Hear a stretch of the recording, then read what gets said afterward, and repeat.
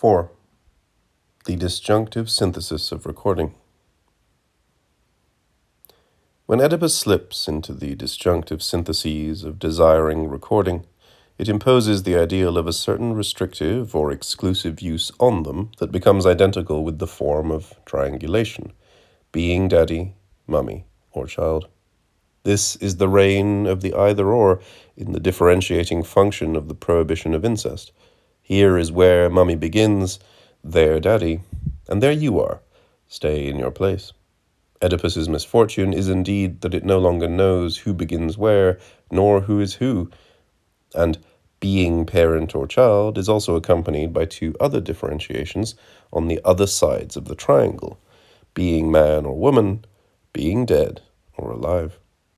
Oedipus must not know whether it is alive or dead, man or woman, any more than it knows whether it is parent or child. Commit incest and you'll be a zombie and a hermaphrodite. In this sense, indeed, the three major neuroses that are termed familial seem to correspond to Oedipal lapses in the differentiating function or in the disjunctive synthesis.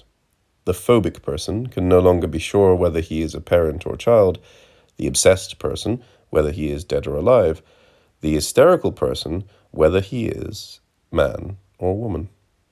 In short, the familial triangulation represents the minimum condition under which an ego takes on the coordinates that differentiate it at one and the same time with regard to generation, sex, and vital state. And the religious triangulation confirms this result in another mode.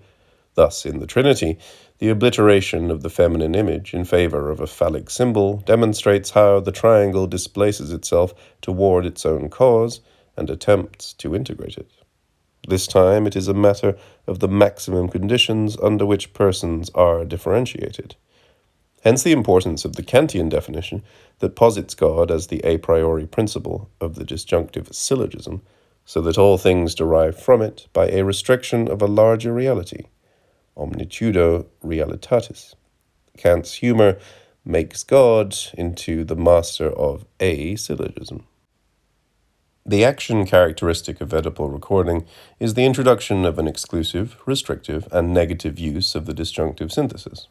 We are so molded by Oedipus that we find it hard to imagine another use, and even the three familial neuroses do not escape this use, although they suffer from no longer being capable of applying it. Everywhere in psychoanalysis, in Freud, we have seen this taste for exclusive disjunctions assert itself.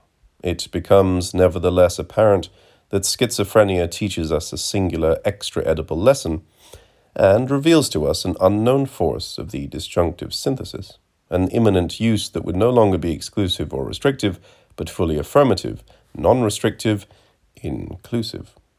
A disjunction that remains disjunctive and that still affirms the disjoined terms, that affirms them throughout their entire distance, without restricting one by the other, or excluding the other from the one, is perhaps the greatest paradox. Either, or, instead of either or. The schizophrenic is not man and woman. He is man or woman, but he belongs precisely to both sides, man on the side of men, woman on the side of women. Likeable Jaillet, Albert Désiré, matriculation number 541-61001, intones the litany of the parallel series of the masculine and the feminine, and places himself on both sides. Mat Albert 5416 Recue le Sultan Romain Vessin, Mat Désiré 1001 Recue la Sultan Romain Vessine. The schizophrenic is dead or alive, not both at once, but each of the two as the terminal point of a distance over which he glides. He is child or parent, not both, but the one at the end of the other, like the two ends of a stick in a non-decomposable space. This is the meaning of the disjunctions where Beckett records his characters, and the events that befall them. Everything divides, but into itself. Even the distances are positive, at the same time as the included disjunctions.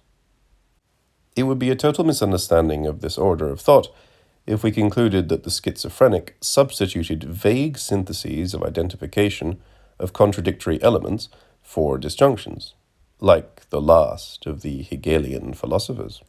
He does not substitute syntheses of contradictory elements for disjunctive syntheses. Rather, for the exclusive and restrictive use of the disjunctive synthesis, he substitutes an affirmative use. He is and remains in disjunction. He does not abolish disjunction by identifying the contradictory elements by means of elaboration. Instead, he affirms it through a continuous overflight spanning an indivisible distance. He is not simply bisexual, or between the two, or intersexual. He is transsexual. He is trans-alive-dead, trans-parent-child. He does not reduce two contraries to an identity of the same. He affirms their distance as that which relates the two as different. He does not confine himself inside contradictions. On the contrary, he opens out and, like a spore case inflated with spores, releases them as so many singularities that he had improperly shut off, some of which he intended to exclude while retaining others, but which now become points signs. Point, signe, all affirm by their new distance. The disjunction, being now inclusive, does not closet itself inside its own terms. On the contrary, it is non-restrictive. I was then no longer this closed box to which I owed being so well preserved, but a partition came crashing down, an event that will liberate a space where Malloy and Morin no longer designate persons, but singularities flocking from all sides, evanescent agents of production. This is free disjunction. The differential positions persist in their entirety. They even take on a free quality, but they are all inhabited by a faceless and transpositional subject. Schreber is man and woman, parent and child, dead and alive, which is to say, he is situated wherever there is a singularity, in all the series and in all the branches marked by a singular point, because he is himself this distance that transforms him into a woman, and at its terminal point he is already the mother of a new humanity, and can finally die. That is why the schizophrenic God has so little to do with the God of religion, even though they are related to the same syllogism. In Le Baphomet, Klossowski contrasts God as the master of the exclusions and restrictions that derive from the disjunctive syllogism, with an Antichrist who is the prince of modifications, determining instead the passage of a subject through all possible predicates. I am God, I am not God. I am God, I am man. It is not a matter of a synthesis that would go beyond the negative disjunctions of the derived reality in an original reality of man-God, but rather of an inclusive disjunction that carries out the synthesis itself in drifting from one term to another and following the distance between terms.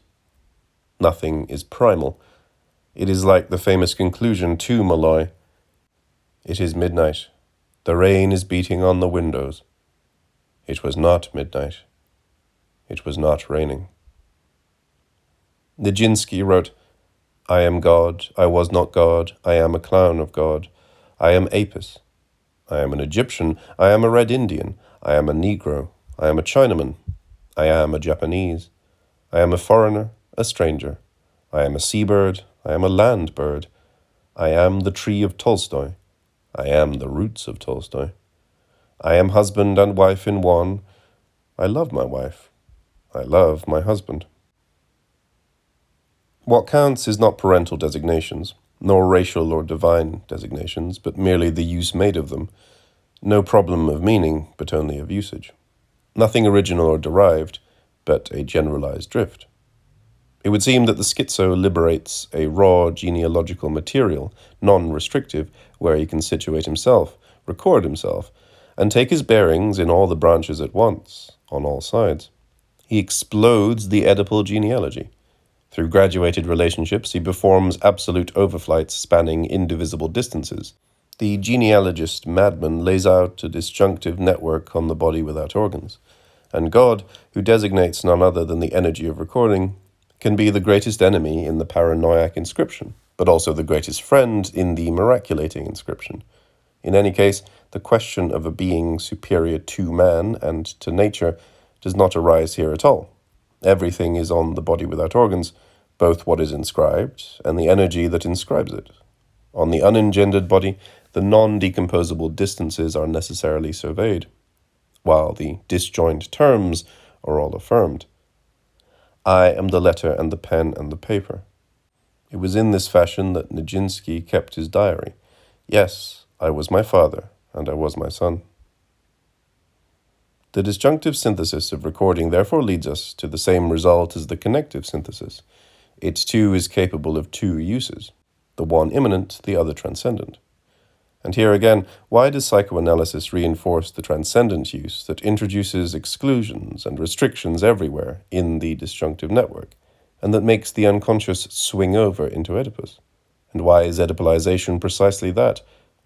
It is because the exclusive relation introduced by Oedipus comes into play not only between the various disjunctions conceived as differentiations, but between the whole of the differentiations that it imposes and an undifferentiated, un indifférencé, that it presupposes. Oedipus informs us, if you don't follow the lines of differentiation daddy, mummy, me, and the exclusive alternatives that delineate them, you will fall into the black night of the undifferentiated. It should be made clear that the exclusive disjunctions are not at all the same as the inclusive disjunctions. Neither God nor the parental designations play the same role in the two. In exclusive disjunctions, parental appellations no longer designate intensive states through which the subject passes on the body without organs, and in the unconscious that remains an orphan. Yes, I was. Rather, they designate global persons who do not exist prior to the prohibitions that found them, and they differentiate among these global persons and in relation to the ego, so that the transgression of the prohibition becomes correlatively a confusion of persons, where the ego identifies with the global persons, with the loss of differentiating rules or differential functions. But we should stress the fact that Oedipus creates both the differentiations that it orders and the undifferentiated with which it threatens us. With the same movement, the Oedipus complex inserts desire into triangulation and prohibits desire from satisfying itself with the terms of the triangulation. It forces desire to take as its object the differentiated parental persons, and, brandishing the threats of the undifferentiated, prohibits the correlative ego from satisfying its desires with these persons in the name of the same requirements of differentiation. But it is this undifferentiated that Oedipus creates as the reverse of the differentiations that it creates. Oedipus says to us, either you will internalize the differential functions that rule over the exclusive disjunctions and thereby resolve Oedipus, or you will fall into the neurotic night of imaginary identifications. Either you will follow the lines of the triangle, lines that structure and differentiate the three terms, or you will always bring one term into play as if it were one too many in relation to the other two, and you will reproduce in every sense the dual relations of identification in the undifferentiated. But there is Oedipus on either side, and everybody knows what psychoanalysis means by resolving Oedipus, internalizing it so as to better rediscover it on the outside, in social authority, where it will be made to proliferate and be passed on to the children. The child becomes a man only by resolving the Oedipus complex, whose resolution introduces him into society, where he finds, within the figure of authority, the obligation to relive it, this time with no way out. Nor is it by any means certain that, between the impossible return to that which precedes the stage of culture and the growing malaise that this stage provokes, a point of equilibrium can be found. Besançon. Oedipus is like the labyrinth. You only get out by re-entering it, or by making someone else enter it.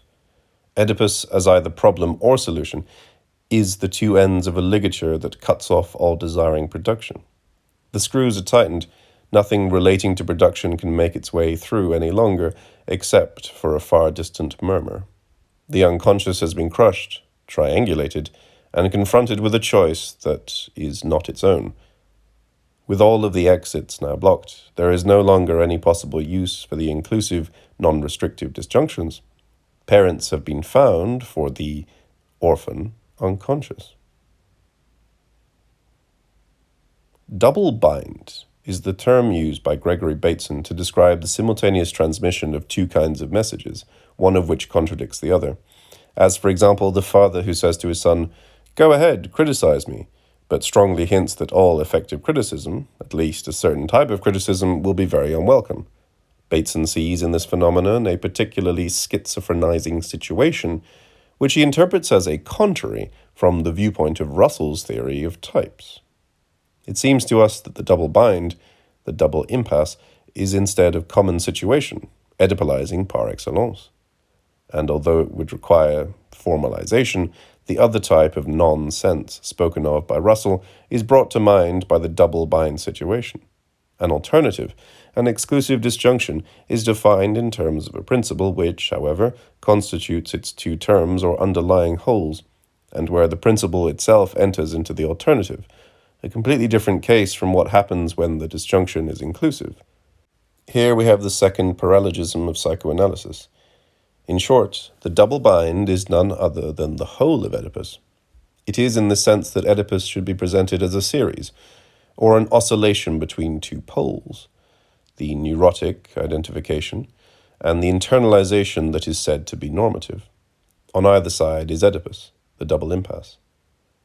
And if a schizo is produced here as an entity, this occurs for the simple reason that there is no other means of escaping this double path, where normality is no less blocked than neurosis, and where the solution offers no more of a way out than does the problem, hence the schizo's withdrawal to the body without organs. It seems that Freud himself was acutely aware of Oedipus's inseparability from a double impasse into which he was precipitating the unconscious. Thus, in a 1936 letter to Romain Rolland, Freud writes, "Everything unfolds as if the essential were to go beyond the father, as if going beyond the father were always forbidden. This becomes even more clear when Freud elaborates the entire historico-mythical series. At one end, the Oedipal bond is established by the murderous identification. At the other end, it is reinforced by the restoration and internalization of paternal authority, revival of the old state of things at a new level. Between the two, there is latency, the celebrated latency, which is without doubt the greatest psychoanalytic mystification. This society of brothers who forbid themselves the fruits of the crime and spend all the time necessary for internalizing. But we are warned, the society of brothers is very dejected, unstable, and dangerous. It must prepare the way for the rediscovery of an equivalent to parental authority. It must cause us to pass over to the other pole. In accord with the suggestion of Freud's American society, the industrial society with anonymous management and vanishing personal power, etc., is presented to us as a resurgence of the society without the father. Not surprisingly, the industrial society is burdened with the search for original modes for the restoration of the equivalent. For example, the astonishing discovery by Mitscherlich that the British royal family, after all, is not such a bad thing. It is therefore understood that we leave one pole of Oedipus only to pass on to the other. No way of getting out, neurosis or normality. The society of brothers rediscovers nothing of production and desiring machines. On the contrary, it spreads the veil of latency. As to those who refuse to be Oedipalized in one form or another, at one end or the other in the treatment, the psychoanalyst is there to call the asylum, or the police, for help. The police on our side. Never did psychoanalysis better display its taste for supporting the movement of social repression and for participating in it with enthusiasm. Let it not be thought that we are alluding to the folkloric aspects of psychoanalysis. The fact that there are some, around Lacan, who are developing another conception of psychoanalysis does not mean that we should take no notice of the dominant tone in the most respected associations. Consider Dr. Mendel and the Doctors Stéphan, the state of fury that is theirs, and their literally police-like appeal at the thought that someone might claim to escape the Oedipal dragnet. Oedipus is one of those things that becomes all the more dangerous the less people believe in it. Then the cops are there to replace the high priests. The first profound example of an analysis of double bind, in this sense, can be found in Marx's On the Jewish Question, between the family and the state, the Oedipus of familial authority and the Oedipus of social authority.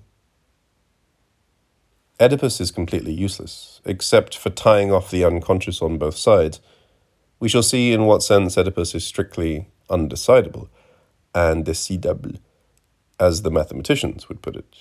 We are extremely tired of those stories where one is said to be in good health because of Oedipus, sick from Oedipus, and suffering from various illnesses under the influence of Oedipus. It sometimes happens that an analyst becomes fed up with this myth, that is the bed and board of psychoanalysis, and goes back to the sources. Freud never managed to escape the world of the father, or of guilt. While offering the possibility of constructing a logic of the relation to the father, he was the first to open the way for a release from the father's hold on man. The possibility of living beyond the father's law, beyond all law, is perhaps the most essential possibility brought forth by Freudian psychoanalysis. But paradoxically, and perhaps because of Freud, everything leads us to conclude that this release, made possible by psychoanalysis, will be achieved, is already being achieved, outside of it. We cannot, however, share either this pessimism or this optimism, for there is much optimism in thinking psychoanalysis makes possible a veritable solution to Oedipus. Oedipus is like God, the father is like God. The problem is not resolved until we do away with both the problem and the solution. It is not the purpose of schizoanalysis to resolve Oedipus. It does not intend to resolve it better than Oedipal psychoanalysis does. Its aim is to de-Oedipalize the unconscious in order to reach the real problems. Schizoanalysis proposes to reach those regions of the orphan unconscious, indeed beyond all law, where the problem of Oedipus can no longer even be raised. By the same token, we do not share the pessimism that consists in thinking that this change, this release, can be achieved only outside of psychoanalysis. We believe, on the contrary, in the possibility of an internal reversal that would make the analytic machine into an indispensable part of the revolutionary machinery. What is more, the objective conditions for such a practice appear to be already present. Everything takes place as if Oedipus of itself had two poles, one pole characterized by imaginary figures that lend themselves to a process of identification, and a second pole characterized by symbolic functions that lend themselves to a process of differentiation. But in any case, we are Oedipalized. If we don't have Oedipus as a crisis, we have it as a structure. Then the crisis is passed on to others, and the whole movement starts all over again. Such is the Oedipal disjunction, the swing of the pendulum, the exclusive inverse reasoning. That is why, when we are invited to go beyond a simplistic conception of Oedipus based on parental images, in order to define symbolic functions within a structure, it is in vain that the traditional daddy-mummy are replaced by a mother function, a father function. We don't quite see what there is to gain by this, except for the founding of the universality of Oedipus beyond the variability of images, the fusing of desire even more strongly to law and prohibitions, and the pushing of the process of Oedipalization of the unconscious to its limits.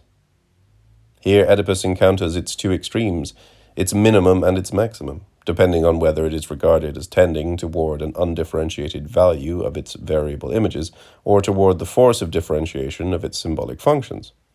When one draws nearer to the material imagination, the differential function diminishes. One tends toward equivalences.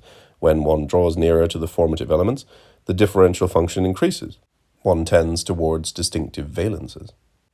It will hardly come as a surprise to learn that Oedipus as a structure is the Christian Trinity, whereas Oedipus as a crisis is a familial trinity insufficiently structured by faith. Always the two poles in inverse proportion, Oedipus forever. How many interpretations of Lacanism, overtly or secretly pious as the case may be, have in this manner invoked a structural Oedipus to create and shut the double impasse, to lead us back to the question of the father, to Oedipalize even the schizo, and to show that a gap in the symbolic would bring us back to the imaginary, and inversely that imaginary drivel or confusions would lead us to the structure. As a famous predecessor said to these creatures, "You've already made this into an old refrain."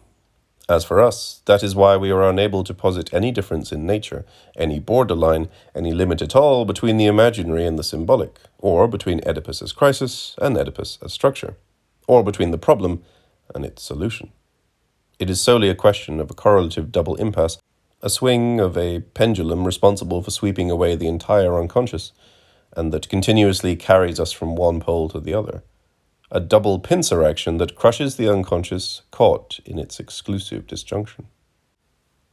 The true difference in nature is not between the symbolic and the imaginary, but between the real machinic element, which constitutes desiring production, and the structural whole of the imaginary and the symbolic, which merely forms a myth and its variants. The difference is not between two uses of Oedipus, but between the anedipal use of the inclusive, non-restrictive disjunctions and the Oedipal use of exclusive disjunctions, whether this last use borrows from the paths of the imaginary or the values of the symbolic. It would also be necessary to heed Lacan's word of caution concerning the Freudian myth of Oedipus, which has no way of holding its own indefinitely in the forms of society, where the tragic sense is increasingly lost. A myth cannot support itself when it supports no ritual, and psychoanalysis is not the Oedipus ritual. Even if we go back from the images to the structure, from imaginary figures to symbolic functions, from the father to the law, from the mother to the great other, in truth, the question merely retreats. And if we try to envisage the time put into this retreat, Lacan goes on to say, the sole foundation for the society of brothers, for fraternity, is segregation. What does he mean here? In any case, it was inopportune to tighten the nuts and bolts where Lacan had just loosened them, or to Oedipalize the schizo, where, on the contrary, he had just schizophrenized even neurosis, injecting a schizophrenic flow capable of subverting the field of psychoanalysis. The object, small o, erupts at the heart of the structural equilibrium in the manner of an infernal machine, the desiring machine. Then a second generation of disciples of Lacan supervenes, less and less sensitive to the false problems of Oedipus. But if the first disciples were tempted to reclose the Oedipus yoke, didn't they do so to the extent that Lacan seemed to maintain a kind of projection of the signifying chains onto a despotic signifier, lacking unto itself and reintroducing lack into the series of desire on which it imposed an exclusive use? Was it possible to denounce Oedipus's myth, and nevertheless maintain that the castration complex itself was not a myth, but in fact something real? Wasn't this tantamount to taking up the cry of Aristotle? We really must come to a halt in the face of this Freudian Anank, this rock.